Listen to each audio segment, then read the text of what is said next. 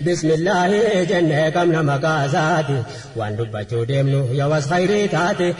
الحمد لله فارو بربيتي كانوا ابن برزي تكتم باساتي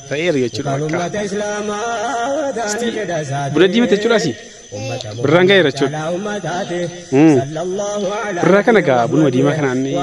مو باي تكمل براكم دو بني ديما ما في سي في تفنان التريتات وجانجي بيك جانجي بني برانجي سي تجول بنا كنا ديما فنانون جالتا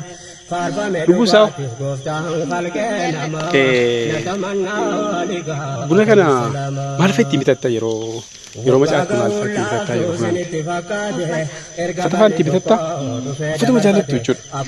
gaa ijoolleen durbaa gaatuma hin guddatin iyyuu guddattees fata jaallatti otoo guddattaniis fata jaallatti jechuudha egaa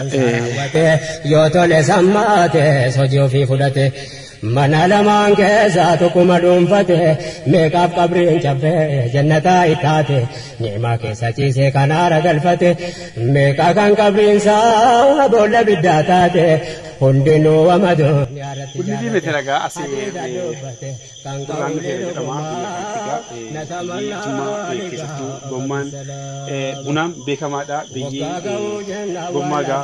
biyya bunaan beekamuudha Oromiyaa keessaa godina Jimmaa aanaan gommaa isii beekamtuudha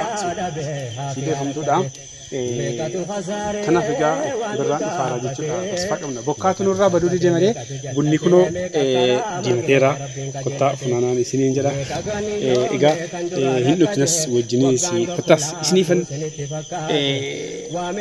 bunas namni buna barbaadan isiniifan erga isin jedhe ture egaa indiimanni jettee dhiistan ta'a hamma kunoo diimateera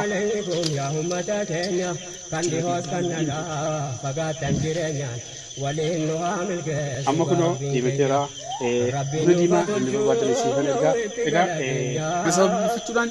wanti har'a isinitti himu miidiyaan kun miidiyaa gaafa dura afaan oromootiin bahee egaa gaaffii akkuma darbee gaaffii adda addaa isin gaafatan ture inni kaan gariin namoonni baay'een keessaan namoonni kaan immoo koomitiidhaanis kun miidiyaa afaan oromootii kan biraa chaanala biraa kan amaariffaa banii jennaan kan amaariffaa waan banuu deemarruuf egaa jaaladhaa isin jechuufanii kun immoo miidiyaan beekamu bayaan miidiyaa kun gara bayaan orootti maqaa isaa jijjiirreera chaanaalii jijjiiruu osoo hin taane maqaa isaa gara bayaan Oro jedhutti jijjiirreera bayaan Oro dhiyeessuudha afaan Oromoo wantoota Oromiyaa keessa jiru deemnee bakka adda addaa aadaa Oromoo seenaa Oromoo wantoota adda addaatiin bakkeettus isiniif waraabna inshaallah mee barri kun egaa bara nagaa qabnu taasisu egaa bunni diimateera barraan dhufeera bara gaarii